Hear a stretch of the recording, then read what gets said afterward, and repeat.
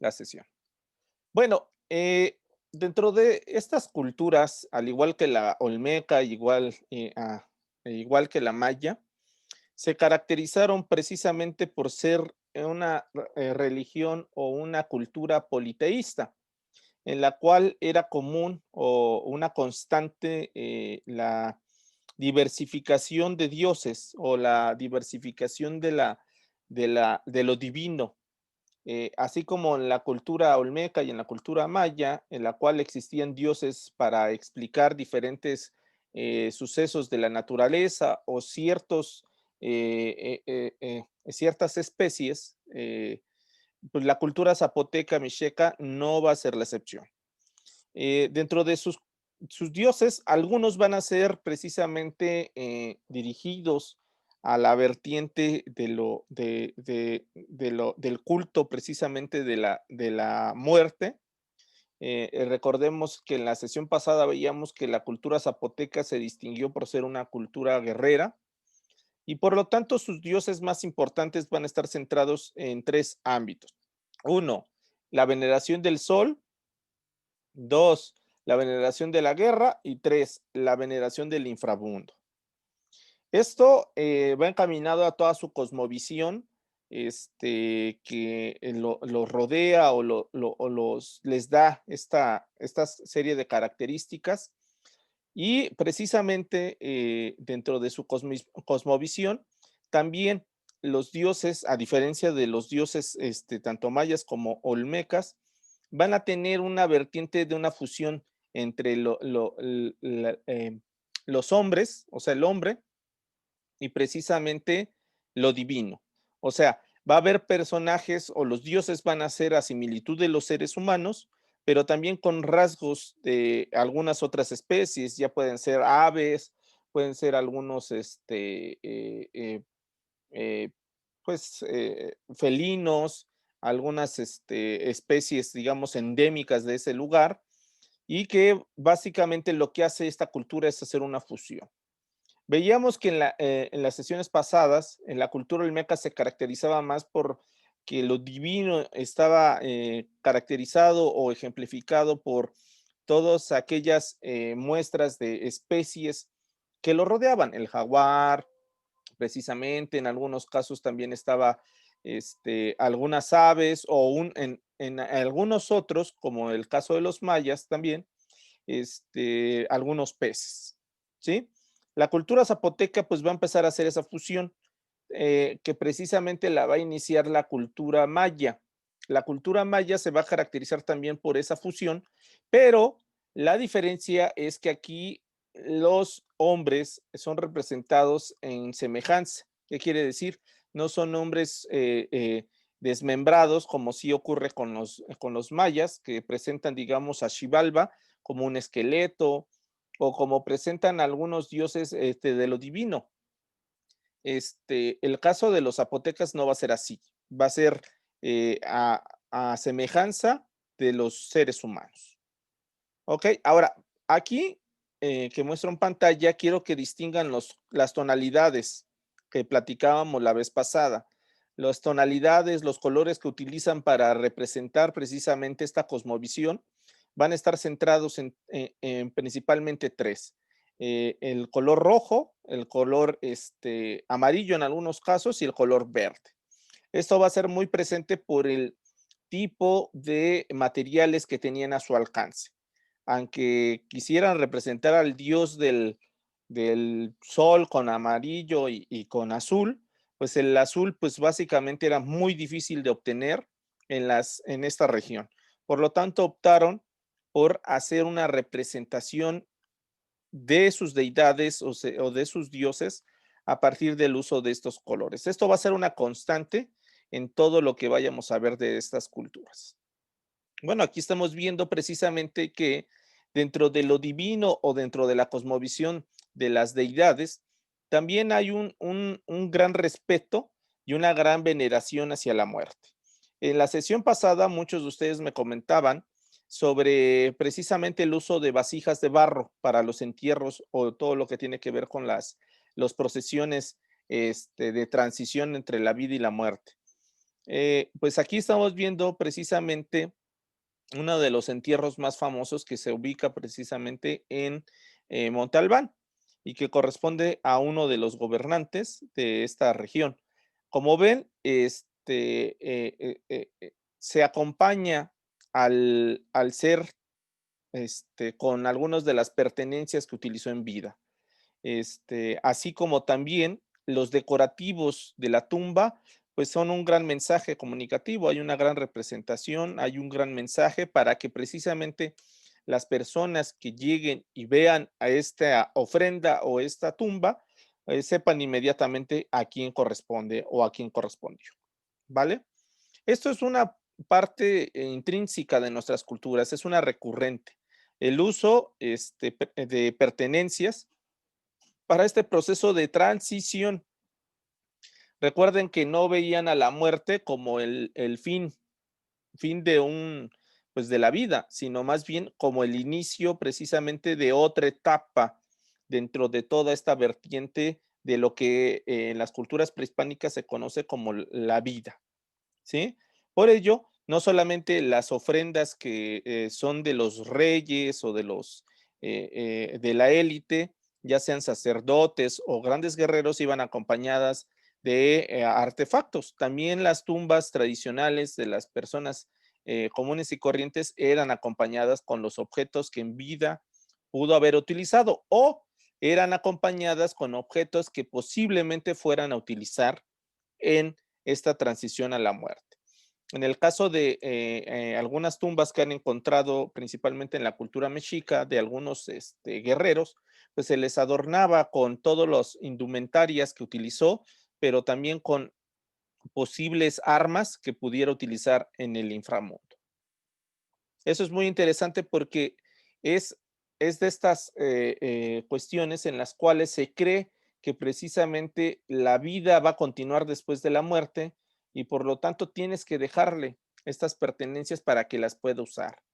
Y esto es un mensaje que se ha transmitido de generación en generación, al grado de que estamos a días de que otra vez veneremos precisamente a nuestros muertos, que casualmente ocurre en casi todas las culturas prehispánicas, a finales del mes de octubre, principios del mes de noviembre, y tiene que ver con procesos de transición. ¿Qué quiere decir? Con procesos migratorios de muchas especies. Puede ser el caso de la llegada de mariposas, en el caso del centro y el Valle de México, o puede ser en las costas con algunas llegadas de aves o con la llegada de de ciertas especies marítimas. Esto está muy asociado a ello, porque precisamente es una cuestión de que se cree que muchas veces las personas que han pasado a esta transición, pues vienen acompañados en algunas de estas especies en la naturaleza. ¿Ok? ¿Tienen alguna duda, comentario? ¿Todo bien? Sí, todo Todo bien. bien, profe. Yo sí, profe. Adelante, por favor. Yo encontré en una investigación del Instituto de Biología Ujú, que justo lo que usted menciona, que la veneración a los animales también va a estar, o sea, bueno, la combinación de los ujú, dioses con las figuras humanas y los animales también está relacionada al proceso migratorio de las especies. ujú. Y justo depende de en qué época migren y qué época se relacione con las actividades que llevan a cabo, se elegía venerar. Por ejemplo, la investigación hablaba sobre las guacamayas Ujú, y sus procesos migratorios justo con la producción, las actividades de producción de alimentos. exactamente. Muy bien. ¿Quién participó? Perdón.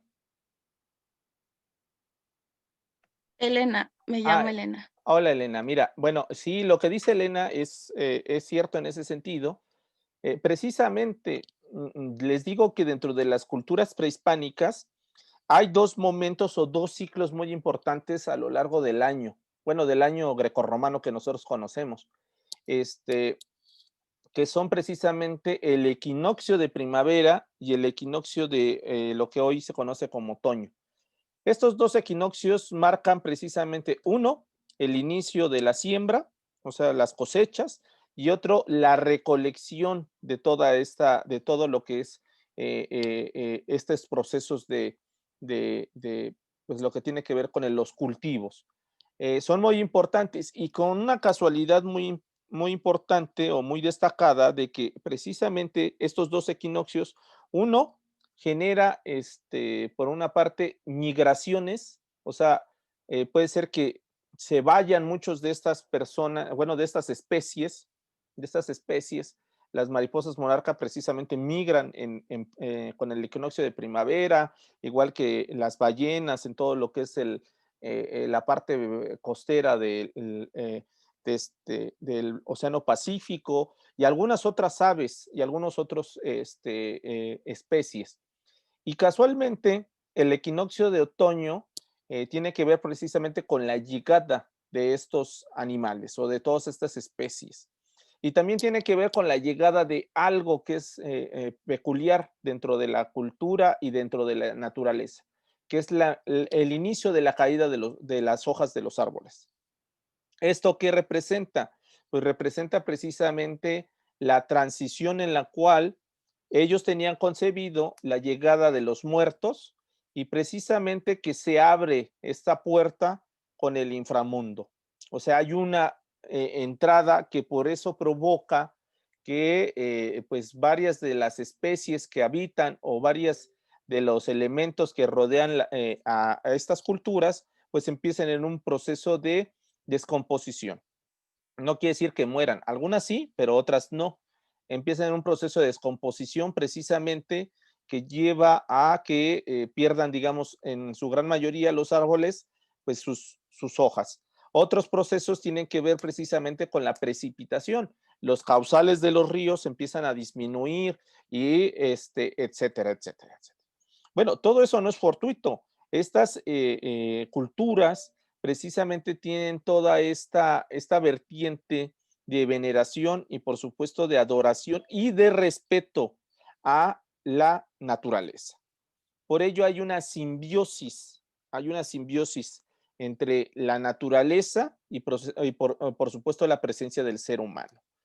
Por ello, muchas de las culturas prehispánicas, de las tres que hemos visto, veneraban a través de la representación icónica o iconográfica de algunas especies o algunas situaciones vinculadas con algunos elementos de la naturaleza, como el dios del viento, que está representado con estas brisas, ¿no? Estos grifos que representan pues el aire.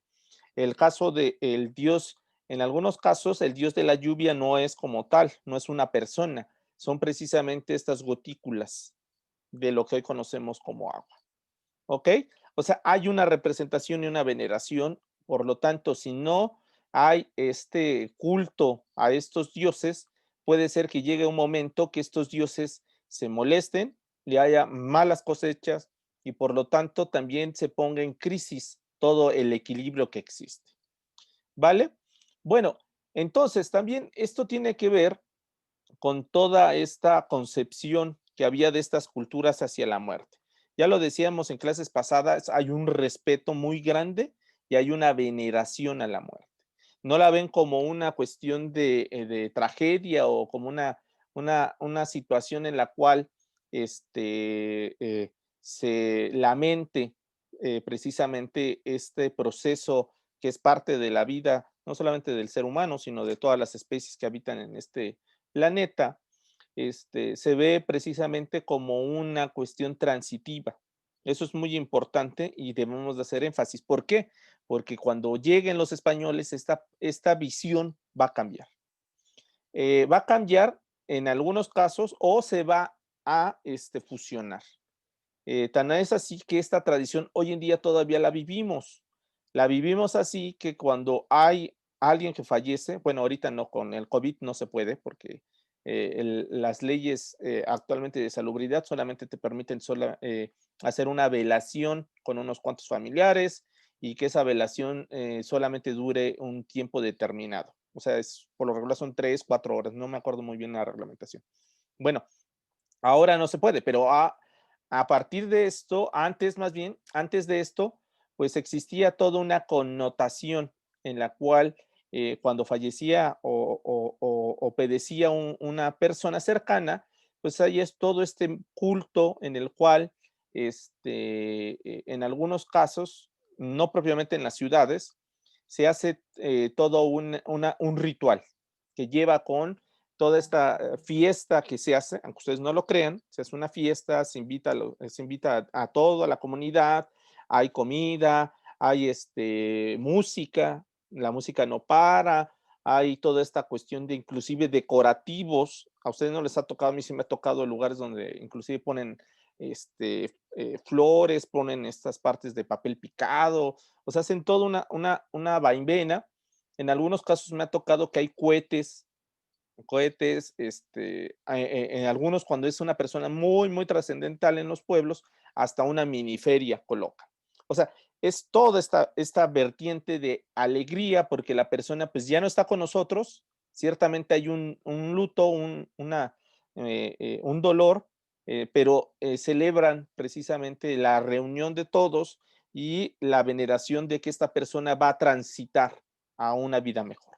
Bueno, en teoría, ¿no? Eso se cree. Este, eh, y tiene que ver con toda esta visión, ¿sí? En algunos pueblos todavía se acostumbra a hacer esto. Las ciudades se ha ido perdiendo esta tradición, se ha ido perdiendo por toda la cosmovisión y toda la influencia de la globalización o de todos estos procesos de conexión con otros países, ¿vale? Bueno, pues hasta los colores de la muerte. Nosotros no adorábamos a la muerte desde una visión del negro y el blanco, ¿no? Nosotros adorábamos a la muerte precisamente con el amarillo, el verde, en algunos casos hasta el fuchsia, el naranja, etcétera, etcétera. O sea, vemos a la muerte como una cuestión de alegría. Y eso es muy importante porque lo tenemos que tener muy en claro por la llegada de los conquistadores. Esto va a cambiar radicalmente. Bueno, ahora vamos a entrar a la parte precisamente de los mensajes. Igual que en la cultura olmeca, igual que en la cultura maya, la cultura zapoteca y la cultura mixteca van a tener también una concepción de construir mensajes inscritos en la piedra. ¿Qué quiere decir esto? Que no es un molde.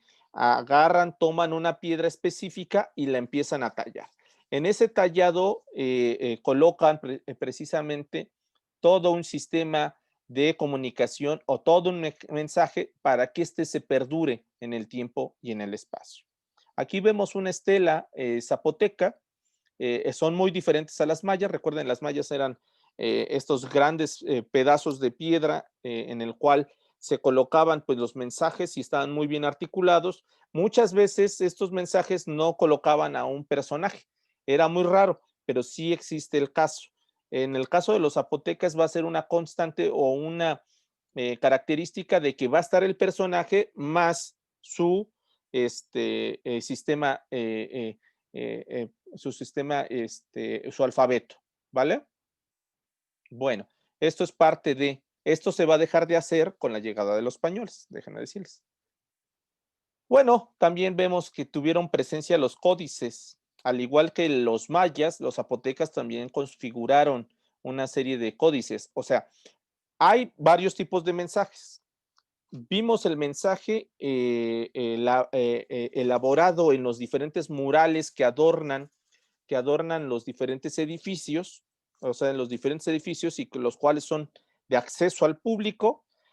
Ahora vemos las estelas, que son todas estas construcciones de mensajes en piedras, que también son de acceso al público, pero también, al igual que la cultura maya, van a tener mensajes escritos en lo que podríamos considerar papel o tipo libro. Estos mensajes van a estar elaborados principalmente con pieles de algunos animales o con raíces o cortezas de algunos árboles o de algunas plantas. Principalmente el maguey va a ser su fuente principal para poder, digamos, escribir sobre ello. ¿Por qué digo tipo libro? Porque ellos no tenían una concepción del libro. De hecho, los códices no son como un libro que conocemos nosotros, sino muchas veces era un gran rollo o un gran pergamino, y el cual era enorme, enorme, enorme, y este se dividía por lo regular en etapas, o sea, estaba acomodado en ciertas etapas, ¿vale? Y es una cuestión de que no tenían la concepción de estos códices como una configuración de un libro que conocemos actualmente. Pero bueno, ¿qué vemos en estos códices? Pues lógicamente es la descripción iconográfica, vuelvo a lo mismo, iconográfica de pues ciertos procesos que elaboraban o ciertos procesos que vivían, o ciertas tradiciones que trataban de transmitir, todo lo que tenía que ver con su ideología, su cosmovisión. Pero aquí hay algo que quiero que destaquemos. A diferencia de la cultura maya, es que estos códices nuevamente tienen presencia de los colores. Vuelvo a lo mismo, son colores ocres. Es el rojo, el amarillo y el negro. Y en algunos casos vamos a ver tintes de color verde. Pero eso es un distintivo porque vuelvo a lo mismo. Estas culturas aprovecharon su entorno para poder construir o configurar estos mensajes, ¿sí? Por eso hay una alta presencia del color turquesa en el caso de la cultura maya, y aquí hay una alta concentración del color rojo o carmesí a partir de todo lo que ya les decía, de las arcillas que utilizaban principalmente del tezontle o de la cochinilla. La cochinilla también va a ser fundamental para el teñido de ropas. Algunas ropas, algunos telares precisamente van a estar pigmentados a partir del uso de la cochinilla. ¿Ok? Bueno, esta cultura también se caracterizó, al igual que la maya y la olmeca, de tener una configuración de una medida del tiempo. Y configuraron también precisamente su propio calendario. Su propio calendario que tenía como característica, ay Dios, que veneraban precisamente al dios Sol, veían al Sol precisamente como el ente que daba vida o dotaba vida a todo lo que hoy conocemos como la Tierra, y este ente no era el que giraba alrededor de la Tierra. Déjenme decirle que dentro de la concepción de los mayas y de los zapotecas, y posteriormente vamos a ver a los teotihuacanos y a los mexicas, no se concebía que la Tierra girara alrededor, digo, que el Sol girara alrededor de la Tierra. Todo lo contrario, la Tierra giraba alrededor del Sol, ¿sí? Y por ello tenías que venerar a ese ente máximo que era el que proveía precisamente el día y la noche. Y por ello, en su calendario, en el caso de la cultura zapoteca, va a estar representado en el centro de este. Y como ya les dije, la representación que utilizaba esta cultura del dios Sol era precisamente a partir del uso de ciertos metales, principalmente el oro, ¿vale? Porque ese era el metal brilloso que podría asemejarse al oro. Bueno, esto que nos deja ver, pues que era una cultura también que se fijaba o se dedicaba también a la visión de los astros. Había una gran veneración hacia los astros porque a partir de la veneración o de la observación de los astros se podía saber las estaciones del año, con ello esta cuestión de los riegos o todo lo que tiene que ver con la cosecha, pero también tiene que ver con momentos en los cuales se puedan venerar a ciertas deidades, pero también algo bien importante, que esto es parte, digamos, de esta cultura, que tiene que ver con el comportamiento de ciertas especies. ¿Esto qué quiere decir? Que a partir de o la observación a los astros, también podían determinar cuándo era la etapa reproductiva de ciertas especies y por lo tanto, al haber exceso de estas especies, podían consumirlas. ¿Ok? Bueno, entonces eso es parte, digamos, también de su legado de esta cultura. Otro de los grandes legados, no sé si hay, antes de que entre esto, hay alguna duda o algún comentario. ¿Todo bien? Yo, bueno, no sé, A ver. había encontrado que tenían 2 calendarios. De hecho, ya se lo había comentado, pero no Ujú. sé si estoy bien. No, sí, tienen 2 calendarios. A ver, por favor, abunda en ello. Sí, un momento. Sí, el calendario solar que Ujú, se utilizaba con fines agrícolas y tenía 365 días distribuidos en 18 meses. ujú. Cada mes contaba con 20 días y 5 días adicionales. Y el otro, que era el calendario ceremonial, que lo utilizaban para fines religiosos y para asignarle nombre a los recién nacidos. Este, bueno, en este calendario aplicaron como pues los conocimientos que tenían en astronomía y lo conformaron de 260 días, los cuales lo distribuyeron en 20 meses de 20 días cada uno. Sí, muy bien. ¿Quién participó? Yo, Eloisa. Ah, Loisa, muchas gracias. Sí, efectivamente, esta cultura tuvo 2 calendarios, a diferencia de la cultura maya. Esta, esta cultura va a tener 2 calendarios, uno, como ya les decía, dedicado completamente a la veneración del dios Sol, pero también a todo lo que tenía que ver con el cultivo y las cosechas. Y otro totalmente ceremonial, ¿sí? Aquí no lo tengo, pero bueno, les debo la imagen. Sí existe esa imagen, pero no la tengo. Y ese calendario, pues, estaba dedicado principalmente a la cuestión sacerdotal, pero también a la cuestión bélica, a la temporada, aunque ustedes no lo crean, de, pues, algunas, guerras están asociadas precisamente a ese calendario, ¿ok? Bueno, vamos a entrar ahora al sistema numérico. Igual que los mayas, los zapotecas también van a desarrollar su sistema numérico, el cual va a estar representado, a diferencia de los mayas, no solamente por círculos, o estos famosos puntitos y palitos. No, aquí va a estar configurado a partir de otros elementos que distingan a cada uno de los números. Aquí les estoy poniendo precisamente la representación de los primeros, ¿cuántos son? 30, sí, 30, el sistema numérico hasta el número 30, que es de los que se han podido rescatar, porque no, todavía hasta la fecha, algunos de ellos todavía no se logran traducir o interpretar como parte de este sistema numérico. Como ven, cada uno es diferente. Hay el 1 hasta el 20 o el 30.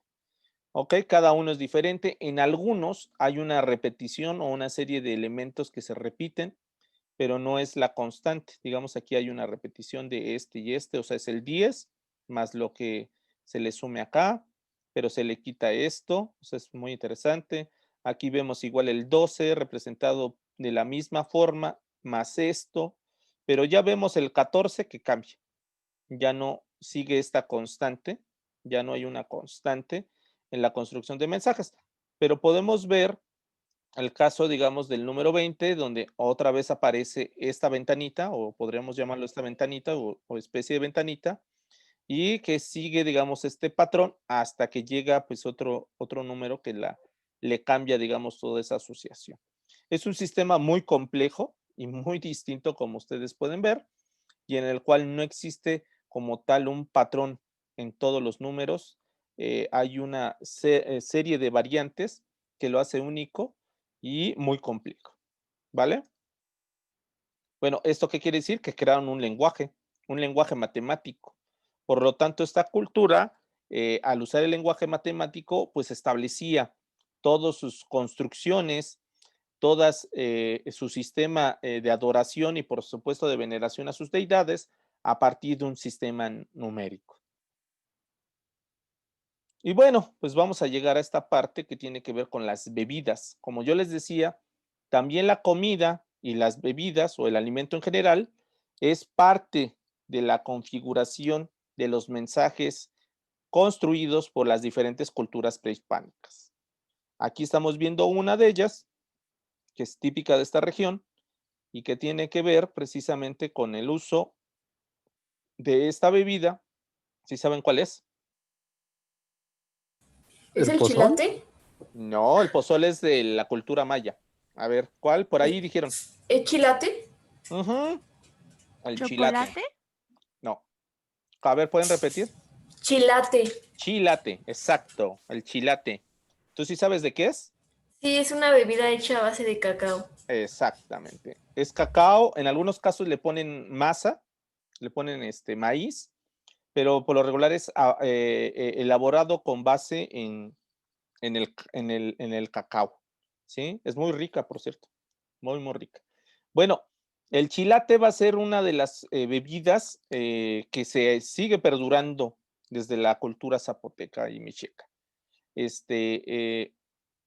una bebida que precisamente no era para todos, solamente era de consumo para los gobernantes, para los sacerdotes y algunos destacados militares o personas del ámbito de los guerreros.